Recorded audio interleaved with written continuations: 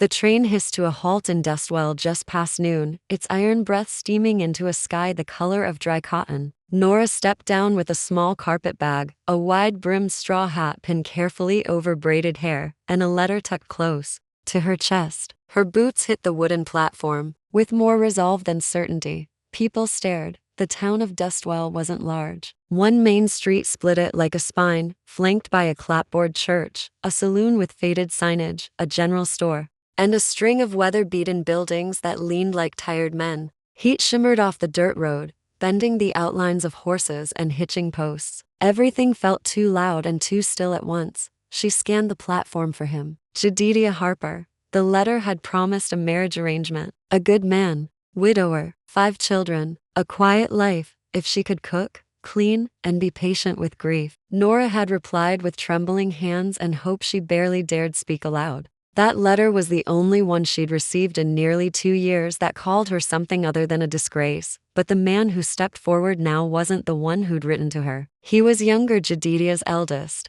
maybe, and looked at her as though she were a mistake dropped from the sky. "You're her?" She nodded once. "Nora Hill, from Illinois." The boy shifted his jaw. "Pa didn't expect no one to show up." "He changed his mind. Didn't think you'd really come." Nora's throat tightened. "But the letter, he ain't lookin' to marry anymore. Said he don't want no stranger raisin' his kids." Behind him, a small crowd had gathered, mostly women, whispering behind parasols, brows pinched tight. One of them muttered, "Must be desperate, coming all this way."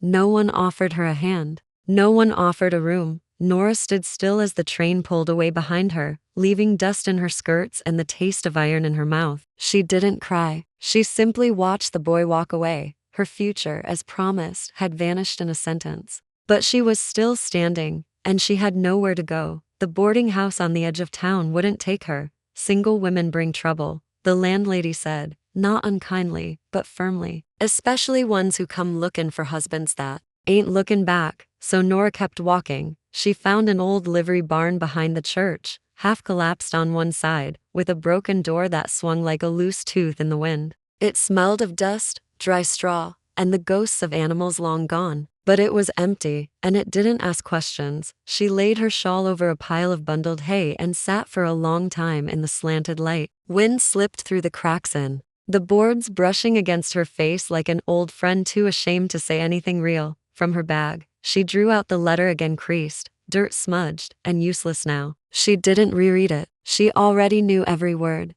Knew the slant of the handwriting, the smudge where someone's thumb had held the paper a moment too long. It hadn't even been Jedidiah who wrote it. She realized that now. She folded it carefully and placed it in the firebox of the broken stove. It didn't burn. Nothing did. The stove hadn't seen flame in years. That night, Dustwell slept while Nora lay awake, wrapped in her coat and the last of her illusions. Coyotes howled in the distant hills, their cries sharp and lonely as her own thoughts. Somewhere down the street, a piano in the saloon played a song too cheerful for the hour. She wasn't afraid. Not exactly. She'd known colder nights, colder stares, but this was different. This was starting from less than nothing. In the morning, she washed her face at the pump behind the church and pinned her hat neatly over her hair. She found a needle and thread in her bag, mended the fraying hem of her skirt, and stood straighter than she felt. If they were going to call her desperate, she would give them desperation with dignity. She didn't need kindness. She needed work, and so, with her chin lifted against the whispering wind, she stepped into the heart of town as if she belonged.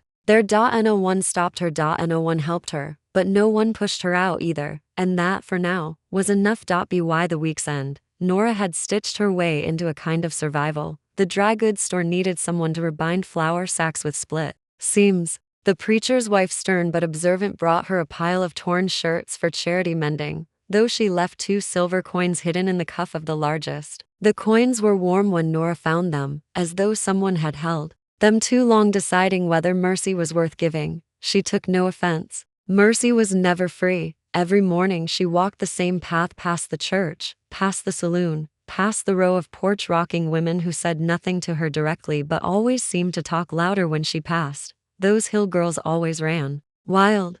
She's not even that young. 28 if she's a day. Too proud for her own good, if you ask me. No one did. She worked quietly, taking her needle and thread from one house to the next. Her hands remembered what to do even when her heart didn't. She stitched buttons with precision, patched trousers with invisible seams. Her thread moved like breath, silent, patient, necessary. The children stared at her more openly than the adults did. One little girl outside the schoolhouse watched her every morning from behind a fence post, her face smeared with blackberry jam and wonder. Nora smiled once, gently. The girl darted away like a rabbit. The saloon owner offered her a job wiping tables nights, mostly, but she declined. She'd been called many names in her life. Bar girl wasn't going to be one of them. Instead, she rented a corner of an old sewing shed from a retired dressmaker on the edge of town. The roof leaked, but it had a stove, a table, and a cot just wide enough to lie down in without curling. Each night she lit a candle, stitched by its dim orange light, and reminded herself that she had food, thread, and air in her lungs, and no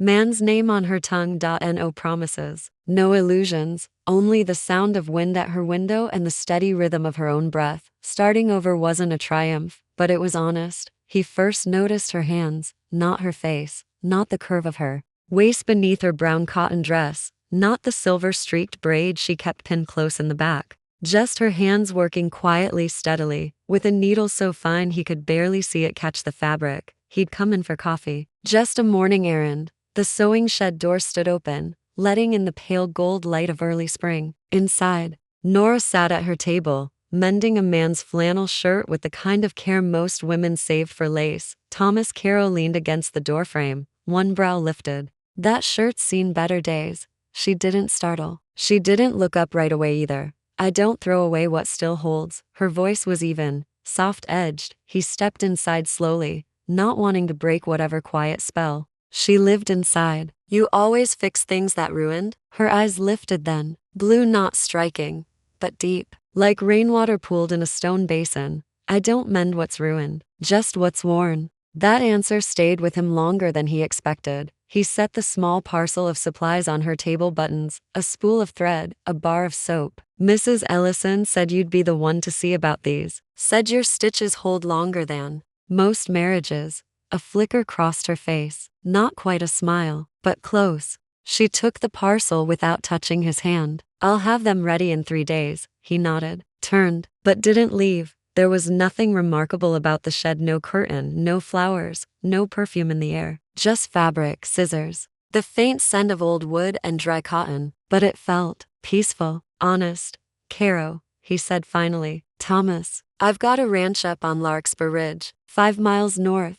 She didn't offer her name, not then, but her eyes held his for a long moment, long enough to register that he wasn't looking at her the way most did. Not with pity, not with hunger, not with curiosity, just quiet regard. He tipped his hat once and left. Outside, the wind stirred the dust. The town kept moving, but inside, the room felt a little less empty than before. Thomas came back the next week with a tear in his coat sleeve, didn't say how it happened. Just held it out with the same quiet hands that always looked like they knew hard work and silence better than most things. Nora took it wordlessly. He lingered again, less like a man who meant to speak, more like one who felt that silence said, enough. The stove crackled low in the corner. A pot of tea steeped on the shelf beside some old books and a folded quilt top in progress. Neither of them rushed. That blue thread you used last time, he said finally, didn't come undone. Once. Her fingers moved over the wool. It was hand-dyed, from indigo root. Makes a stronger line. Seems so. He looked around then, more openly this time. Saw the stack of worn shirts waiting to be repaired. The pie tin on the windowsill with 2 crumbs left behind. The old shawl folded over the back of her chair. He pointed to the quilt top. You mackin' that for someone? No, she didn't look up. Just, for doing. Looks careful. It's how I pray. He nodded slowly, then said nothing more. Just watched her stitch for a while. After that, he came every few days. Not always with something to mend, though he always brought something. A kerchief with a split hem. A buttonless vest. Once, a child's sock with no matching pair. She never asked if the sock was his. He never explained. They didn't speak much, but the rhythm formed anyway. He'd bring work. She'd mend. They'd share a cup of tea. Sometimes bread, sometimes just quiet. Sometimes she'd glance up and find him watching her, not in the way men had before. No fire, no hunger. Just a man looking at something he didn't yet have words for, and something in her softened inch by inch, never all at once. She didn't trust it, but she didn't push it away either. Not yet. The tart was small, barely the size of her palm, but she'd press the edges just so, scalloped and neat, the way her mother once taught her back in Illinois. The crust flacked golden, and the blackberry filling bled slightly at the seams, rich and dark as ink. She wrapped it in clean muslin and set it beside Thomas's folded shirt on the table. No note, just the tart, warm still from the stove, carrying more vulnerability than she liked to admit. He was due that morning, had left his shirt with her 2 days prior, a loose seam at the collar and a patch missing at the elbow. Easy work. But her hands had lingered over it, smoothing the fabric, like she was trying to memorize something steady. When he walked in, he noticed the tart immediately. Didn't touch it. You mackin' extra now? He asked, quiet but not teasing. She looked at her thread. Just one. Had blackberries left. He didn't reach for it. Not right away. Instead, he picked up the shirt, ran his fingers along the new stitching. You got a way of making things whole again. Nora swallowed. It's just thread. No, he said, after a long pause. It's care. The room held stillness, then not awkward, but full of everything neither of them could say yet. She gestured toward the tart, still not meeting his gaze. It'll go cold if you leave it. He took it, not with hunger, but with reverence, like she'd handed him something rare. Biting into it, he chewed slowly, then said, That's the best thing I've had since Ma passed. And that woman could cook through a snowstorm. Nora looked up at that surprised. His smile was faint, but it was there. Thank you. The silence between them turned gentle. For the first time in months, she felt something unfamiliar edge into her chest. Not hope, exactly. Not yet. But warmth. Simple. Dangerous. Real. That evening, alone in the sewing shed, she found herself tracing a pattern on a scrap of cloth, blue stitching in a circle, like a full moon. She didn't know why, only that her hands were remembering things her heart had buried. The Dustwell Spring Market was no grand affair, just a scattering of stalls along the main street, tables draped with quilts, jars of preserves, soap cakes, and bundles of wool. But in a town this small, it drew nearly everyone out in their Sunday best, eager for gossip and fresh bread. Nora hadn't planned to go, but the preacher's wife had insisted, dropped off a folded gingham dress and said, without quite meeting her eyes, You ought to be seen. Let them see your hands are clean. So she went, hair pinned, shawl neat, the quilt she'd been piecing for weeks folded across her arm. It wasn't for sale, just for show, a way to prove she belonged among the living. People stared. Some nodded politely. Others turned away. She expected that. What she didn't expect was Thomas. He was standing near the seed booth, holding a bundle of fence nails and talking to the blacksmith. When he saw her, his whole body stilled, then relaxed, like he'd been waiting to exhale. He walked straight to her, no hesitation. Afternoon, Miss Hill, he said loud enough for others to hear. He looked at the quilt, then at her. That yours? Yes, it's beautiful. A woman beside them, Mrs. Alcott, the banker's sister, raised an eyebrow. She's got a fine stitch, no doubt, though not many know where she came from. Thomas turned slowly. She came from where all strong things come from. Somewhere harder than here. Nora blinked. Mrs. Alcott huffed and moved on, skirts rustling like insulted hens. The moment stretched thin. Then Thomas looked back at her. His voice lowered. You didn't have to come today, but I'm glad you did. A boy tugged on his sleeve, just then freckled. About 6. Pa. Can we get honey before it's gone? Nora's eyes widened slightly. He hadn't spoken of his children before. Thomas ruffled the boy's hair. In a minute, Eli. The boy looked up at Nora, curious but not wary. She smiled softly, and he didn't run. When they walked off, Thomas glanced back once, not as a farewell, but a thread. Later, when Nora sat behind her small table, she noticed 2 women whispering, but one of them, the butcher's wife, caught her eye and gave a small nod. Not pity, something closer to acknowledgement. Respect didn't arrive like thunder. It came like spring thaw, one drop at a time, and something inside her, tender and long asleep, began to stir. The fire was low, more ember than flame, but it cast enough light to paint soft gold along the walls of the sewing shed. Outside, the wind had calmed. Crickets chirped in the weeds, and the moon, round and wide, hung over Dustwell like a held breath. Thomas sat opposite her, one hand cradling a chipped mug of tea he hadn't touched. He'd come late, after the children were in bed after the market dust had settled. He hadn't knocked. She hadn't asked him to leave. The silence between them had weight tonight. Not tension, exactly just truth, unsaid but thick in the air. I never meant to stay long here, Nora murmured, folding a square of fabric in her lap without looking at it. Came chasing a letter. Thought maybe I could earn back something I'd lost. He didn't interrupt. She set the cloth down. But this place, it didn't give me back anything. It just showed me who I already was, who I had to be, even if no one else saw it. Thomas leaned forward, resting his elbows on his knees. I saw. She looked at him then. His face wasn't soft, life had carved it with wind and work, but his eyes were steady, unflinching. You never asked what I left behind, she said. I figured if it mattered, you'd tell me. A long pause. Then, she whispered, a husband, drank, broke things, me mostly, and when I ran, the town said I'd shamed him, that I must have deserved it. No one took me in, not even my sister. Thomas nodded once, slow. That's not shame you're carrying. That's survival. The words cracked something open. She blinked fast, jaw tight. You're the first person to say that like it isn't a sin. He reached across the space between them, not to take her hand, but to set his beside hers. An invitation, not a claim. When you mend something, he said, you don't pretend it was never torn. You just make it strong where it broke. She looked down at their hands. Rough palms, thread-bitten fingers. No silk here, only calluses and earned warmth.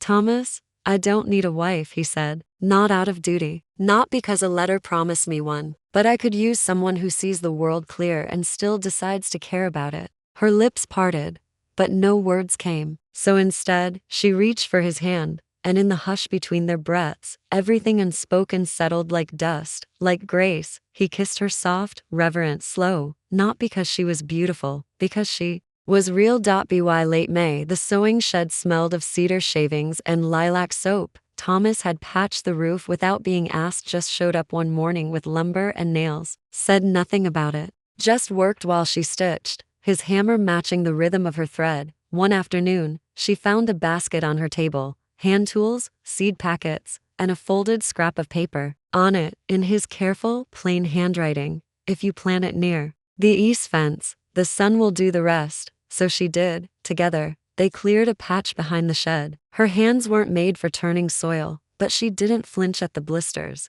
He showed her how to measure rows with twine, how deep to place the roots. When her back ached, he didn't tell her to stop, just handed her a tin cup of cool water, and sat beside her while the wind moved through the wheatgrass. One morning, she arrived at the ridge, his ranch, 5 miles out of town, where the hills opened wide and green, and the sky felt like it had room for forgiveness. The house stood simple and clean, bedrooms, whitewashed porch, a chicken coop nestled behind the smokehouse. She'd never been invited before. Now, the door was open. Inside, children's boots littered the floor. A lopsided drawing of a horse hung above the hearth. She stood still, breathing it in, not perfection, but life, noise, mess, warmth. Thomas appeared from the kitchen, drying his hands on a towel. They'll be back from school soon, he said. Thought you might come early. Thought maybe. He hesitated. She crossed to him. Say it plain. He smiled, small and sure. Stay. He took her hand. Not just for supper. For good. I don't have promises, but I have work. I have land. I've got a room that's always been too quiet. And I've got 5 children who've seen you in town and asked me, more than once, if the sewing lady was kind. Her throat tightened. And what did you say? He kissed her knuckles, calloused and thread-worn. I said she's the strongest woman I've ever met, and that's the kindest thing I know. She didn't cry, but she didn't need time to decide. Yes, she whispered, I'll stay, not as a wife to fill a role, but as herself, rooted, real, home. The wedding wasn't grand. No lace veil, no violin strings, no town parade, just a soft June morning and a breeze that smelled of cut hay and lilac, sunlight catching the dew like glass on the porch rail. The preacher came early, hat in hand, with Thomas's youngest boy clinging to his leg and Nora smoothing invisible wrinkles from her faded gingham dress. She wore no ring, not yet, but the children had made a chain of wildflowers, and little Eli had tucked one behind her ear just before she stepped out onto the porch. Thomas stood waiting beside the old swing, coat pressed, boots polished. But his eyes were the same steady, plain good. When she walked toward him, he looked at her like the only thing that mattered was that she came. The vows were spoken soft. She didn't say she'd obey. He didn't promise riches. They pledged only what they had: quiet loyalty, hard work, a home with room to rest, and something softer than happiness, something truer. Afterward, she helped slice the pie. Not wedding cake, just blackberries, warm and bubbling in a dented tin. The children ran barefoot in the dust while neighbors gathered nearby. Fewer than she'd imagined, more than she expected. No one whispered anymore. Even Mrs. Alcott came to sit, folding her hands neatly in her lap. "Quilt turned out lovely," she said without looking up. "You stitch with heart." Nora didn't answer. She didn't need to. Later, Thomas found her by the fence line, dusk settling into lavender and gold. He didn't speak, just wrapped his arms around her from behind, rested his chin on her shoulder, and watched the field where they'd planted together weeks before. "You quiet?" he asked. She nodded. "What are you thinking?" She placed her hands over his. "I'm thinking I didn't change. I just stopped apologizing." He pressed a kiss to the side of her head. "I see you," he murmured. "Always have." She leaned into him. The wind stirred the wildflowers along the ridge. The quilt lay folded by the door. Supper waited inside, but out here beneath the sky that had once felt so wide and cruel, Nora finally breathed easy, not because she'd been rescued, but because someone had reminded her who she already was, and she'd chosen to stay.